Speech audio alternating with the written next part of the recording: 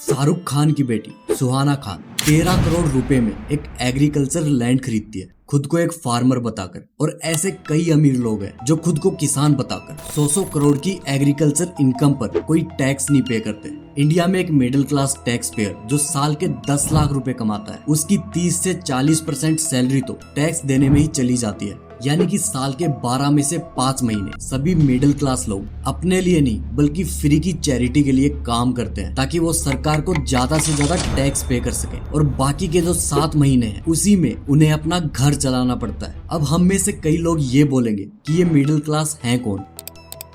देखिए, national council of applied economic research की definition के अकॉर्डिंग जो लोग 2 लाख से 10 लाख रुपए साल के कमाते हैं वो मिडिल क्लास लोग हैं। मतलब इस डेफिनेशन के अकॉर्डिंग महीने के जो लोग 17,000 से 80,000 कमा लेते हैं वो इंडिया में मिडिल क्लास हैं।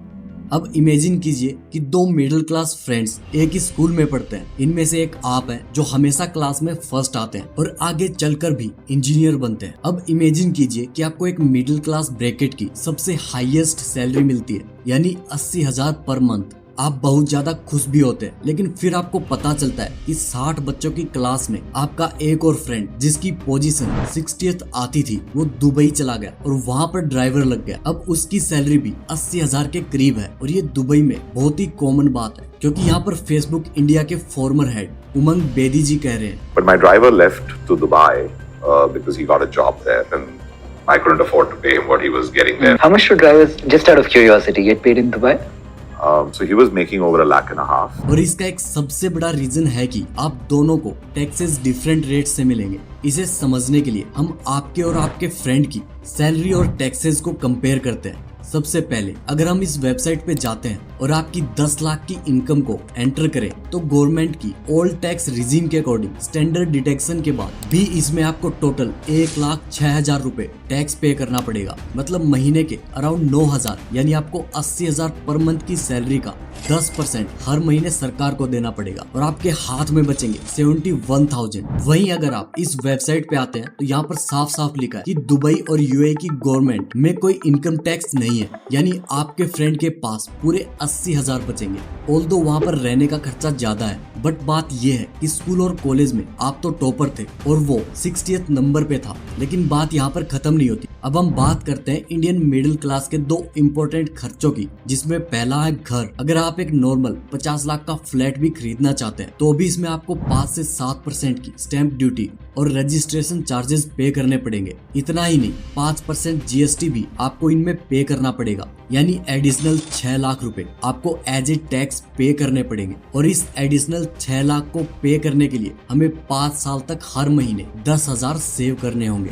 इसके बाद आता है दूसरा मेन खर्चा, जो कि है एक कार। बट इसकी कैलकुलेशन सुनकर आप शौक में जाने वाले हो, क्योंकि क्या आपको पता है कि 15 लाख की कार के ऊपर गवर्नमेंट ऑलमोस्ट 19 लाख रुपए का टैक्स हमसे लेती है। फॉर एग्जाम्पल, इस चार्ट के अकॉर्डिंग अगर हम 30% के इनकम टैक्स ब्रैकेट में आते हैं तो 15 लाख की एक कार खरीदने के लिए हमें पहले 21 लाख रुपए अर्न करने पड़ेंगे, क्योंकि 21 लाख में ही तो 6 लाख रुपए पे हमें इनकम टैक्स देना पड़ेगा, तभी हम 15 लाख कमा पाएंगे। इससे ज्यादा शॉकिंग बात तो ये है कि कार शोरूम वाले आपसे तो 15 लाख ले रहे हैं, लेकिन इस 15 लाख में वो 5 लाख रुपए टैक्स गवर्नमेंट को पे कर रहे हैं। और सिर्फ इतना ही नहीं, इस कार को अगर आप पूरे लाइफ टाइम में 1 लाख किलोमीटर भी चलाते हो तो उसमें पेट्रोल और डीजल भरने की कॉस्ट ऑलमोस्ट 5 से 7 लाख रुपए आएगी। अब ये 5 से 7.5 लाख रुपए कमाने के लिए भी आपको 11 लाख रुपए अर्न करने पड़ेंगे, ताकि इनकम टैक्स काटने के बाद हमारे पास 7.5 लाख रुपए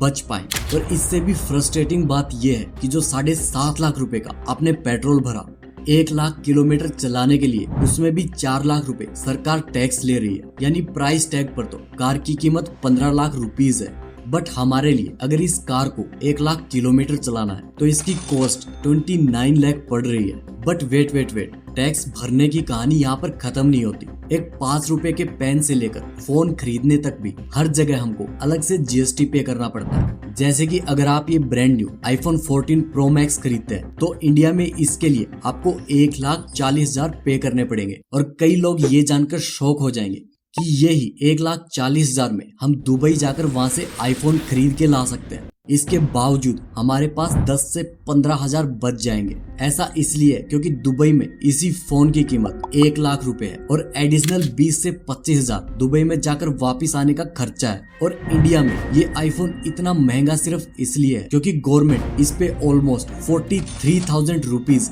एज टैक्सेस और ड्यूटी चार्ज लेते हैं और इस 43,000 में से एक बड़ा हिस्सा जीएसटी में जाता है, जो सबसे बड़ा मिडिल क्लास वेल्थ किलर है और काफी लोगों के लिए कंफ्यूजिंग और इलॉजिकल है। जैसे कि अगर हम जीएसटी रेट चेक करें तो यहाँ डायमंड जैसे लग्जरी और अमीर लोगों वाले आइटम पर सिर्फ 1.5% जीएसटी लग रहा है। वही मिडिल क्लास लोगों के डेली नीड्स वाले आइटम जैसे कि सोप या डिटर्जेंट पे हमें 18% जीएसटी पे करना पड़ता है। इसी तरह से अगर हम रेस्टोरेंट में जाकर पिज्जा खाते हैं तो इस पिज्जा में हमें 12% जीएसटी देना पड़ता है। बट फनी बात तो ये है कि अगर हमें सेम पिज्जा को रेस्टोरेंट से अपने घर डिलीवर करवाते हैं तो गवर्नमेंट इस पर हमें 18% जीएसटी चार्ज करती है। और ऐसे ही ये जीएसटी रेट्स अलग अलग आइटम्स पर अप टू 28% तक लग सकते हैं। यानी अगर हम इनकम टैक्स से लेकर अपनी ग्रोसरीज पर लगने वाली जीएसटी तक को कैलकुलेट करें तो हमारी ऑलमोस्ट 40 से 50% इनकम गवर्नमेंट को टैक्स देने में चली जाती है। और असली ग्रोवर तो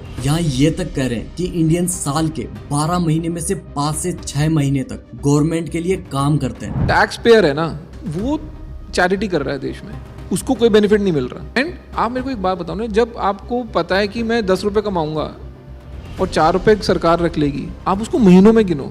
खटके की बात, 12 महीने में से 5 महीने आप सरकार के लिए काम कर रहे हो और ये सारा बोझ इंडियन मिडिल क्लास के लोगों को ही उठाना पड़ता है। जैसे कि एक डेटा के अकॉर्डिंग इंडिया के सैलरीड मिडिल क्लास लोग नॉन सैलरीड क्लास लोगों के मुकाबले 3 गुना ज्यादा इनकम टैक्स पे करते हैं। और इससे भी सरप्राइजिंग बात तो ये है कि 140 करोड़ की पॉपुलेशन में हमारे देश में सिर्फ 48 लाख यानी कि सिर्फ 0.3% पॉपुलेशन ही खुद की इनकम 10 लाख से ज्यादा शो करती है। और इतने टैक्स देने के बाद भी इंडियन मिडिल क्लास को इसके बदले में कोई फैसिलिटी मिलती ही नहीं है। जैसे कि अगर हम इस ग्राफ को देखें तो इंडिया में सरचार्ज को इंक्लूड करके हाईएस्ट प्रोपोज टैक्स रेट 41.3% तक हो सकता है। बट सिर्फ इंडिया ही नहीं बल्कि इसके अलावा फ्रांस, कनाडा और इंग्लैंड जैसे देश में जहां पर इनकम टैक्स रेट इंडिया से भी ज्यादा है और फ्रांस में तो हाईएस्ट टैक्स रेट ऑलमोस्ट 60% है।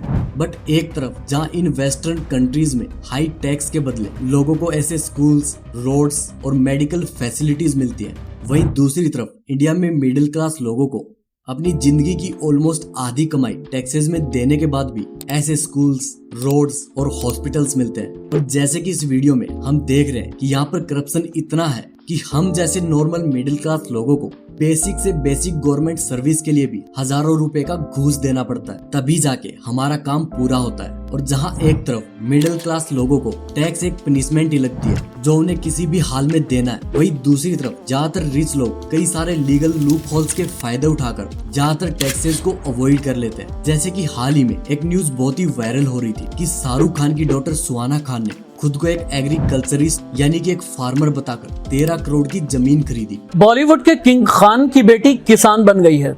काफी लोगों को ये काफी फनी लगेगा और उनका खुद को फार्मर बताने का रीजन प्रोबेबली यही है कि इंडिया में एग्रीकल्चरल इनकम पर कोई भी टैक्स नहीं लगता है, भले ही ये इनकम करोड़ों में क्यों ना हो। सबसे सरप्राइजिंग बात तो ये है कि 2016 की एक आरटीआई इंक्वायरी में ये पता चला कि इंडिया में 8 लाख लोग जिनकी एवरेज एग्रीकल्चरल इनकम 83 करोड़ रुपए है और 83 करोड़ तो यहाँ पर एवरेज इनकम है। टोटल इनकम तो लाखों करोड़ों की है जिस पर अगेन कोई टैक्स नहीं है। अब हम ये नहीं कह रहे कि फार्मर पर टैक्स लगाओ, बट यार 83 करोड़ रुपीस अगर आप कमा रहे हो तो क्या हमें कुछ भी टैक्सेस नहीं देना चाहिए? और अगर हम इन ट्वीट्स को देखें तो इंडिया का टैक्स सिस्टम इतना कॉम्प्लेक्स है कि सिर्फ मिडिल क्लास ही नहीं बल्कि नितिन कामत और किरण मजूमदार शो जैसे बिलियनियर्स भी अपने ट्वीट्स में बता रहे हैं कि कैसे इंडिया के कॉम्प्लेक्स टैक्स सिस्टम के चलते कई सारे स्टार्टअप्स को फंड मिलने में कितनी प्रॉब्लम आई कि उन्हें मजबूरी में सिंगापुर और यूएई जैसे दूसरे देशों में शिफ्ट करना पड़ा। इसका एक बड़ा एग्जांपल है फ्लिपकार्ट, जो 2013 में इंडिया से सिंगापुर मूव कर गया क्योंकि सिंगापुर में टैक्स और ड्यूटीज इंडिया के मुकाबले काफी कम और सिंपल थे। और रिसेंटली 2023 में आई Henley private wealth migration report के अकॉर्डिंग 2022 में 7,500 हाई नेट वर्थ इंडिविजुअल्स जिनके पास $1 मिलियन से भी ज्यादा की इन्वेस्टेबल इनकम है, वो हाई टैक्सेस के चलते इंडिया से बाहर शिफ्ट हो गए। अब देखो, ज्यादातर रिच लोग टैक्स बचाने के लिए इंडिया से बाहर शिफ्ट हो जाते हैं, वही मिडिल क्लास लोग हाई टैक्स के ट्रैप में फंसे रहते हैं। अगर वो ज्यादा पैसे कमाने की कोशिश करते भी हैं तो गवर्नमेंट उनके ऊपर उनकी वेल्थ के हिसाब से और ज्यादा टैक्सेस लगा देती है। और मेरे ऑनेस्ट ओपिनियन के अकॉर्डिंग हम मिडिल क्लास टैक्स पेयर के पास अपने टैक्स कम करने की उम्मीद गवर्नमेंट से नहीं रखनी चाहिए, क्योंकि जहां यूएसए में 70% वोटर्स टैक्स देते हैं, वही इंडिया में सिर्फ 7% वोटर्स ही टैक्स पेयर है और 93% वोटर्स वो हैं जो कोई टैक्स देते ही नहीं। और कोई भी गवर्नमेंट हमेशा मेजोरिटी वोट्स पर ही फोकस करती है।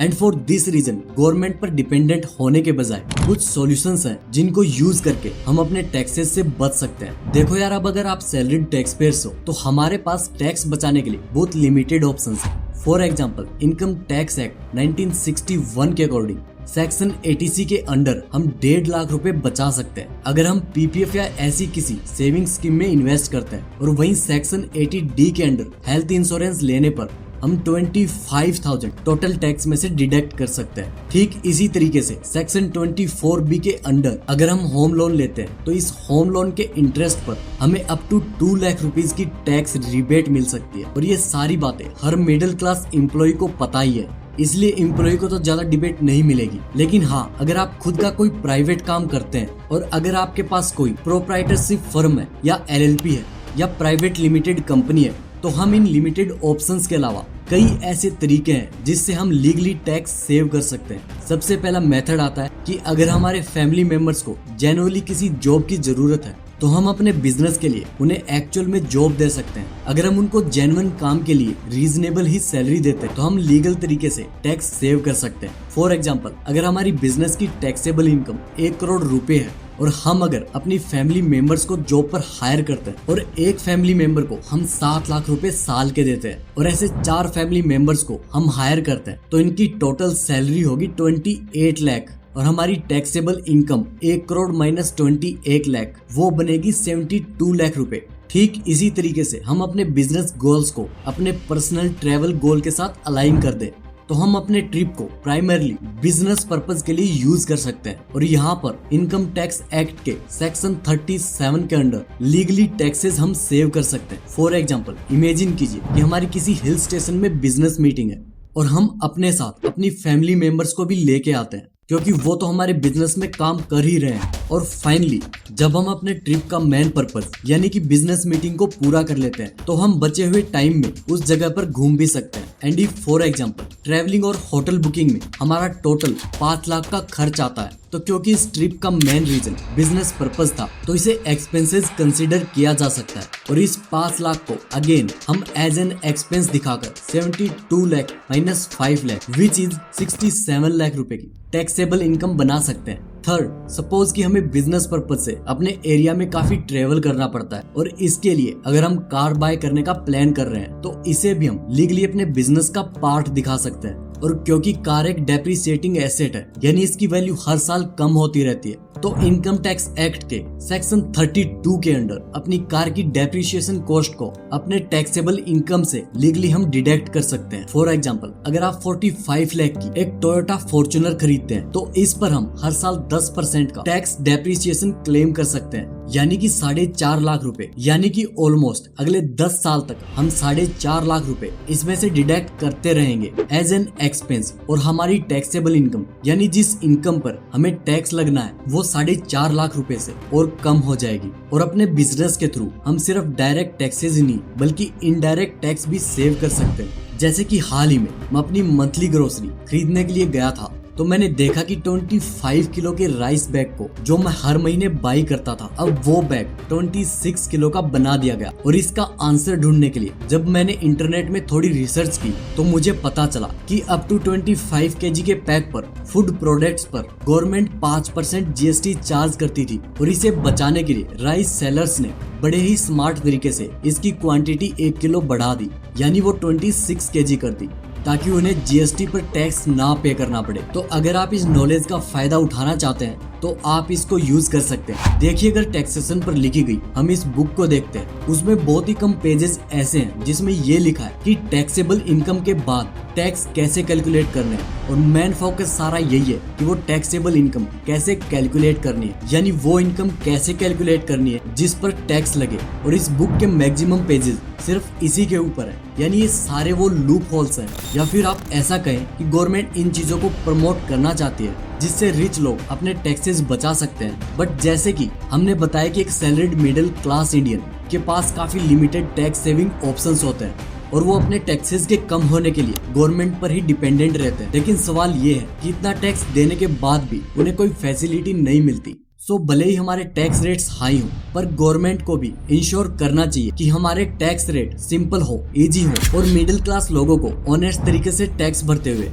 उनमें कोई भी प्रॉब्लम ना आए। और साथ में एटलीस्ट स्कूल, रोड और हॉस्पिटल वो सभी गवर्नमेंट फैसिलिटीज मिले जिसे वो जेन्युइनली डिजर्व करते हैं। देखिए, टैक्स के बारे में रॉबर्ट कियोसाकी ने अपनी book rich dad poor dad में ये सब काफी डिटेल में बताया। इस बुक के ऊपर हम आने वाली वीडियो में डिटेल में बात करने वाले। और हाँ, इस टैक्स की वीडियो को अपनी फैमिली ग्रुप में जरूर शेयर करें ताकि उन्हें भी पता चले कि 15 लाख की कार के लिए वो एक्चुअल में पे कितना कर रहे हैं। माइट भी वो इससे अपना डिसीजन चेंज कर दे। एनीवेज दोस्तों, अगर आप ऐसे नॉलेजेबल वीडियोस मिस नहीं करना चाहते तो सब्सक्राइब करने के बाद बेल आइकन का बटन दबाना मत भूलिएगा। आपका कीमती वक्त देने के लिए धन्यवाद।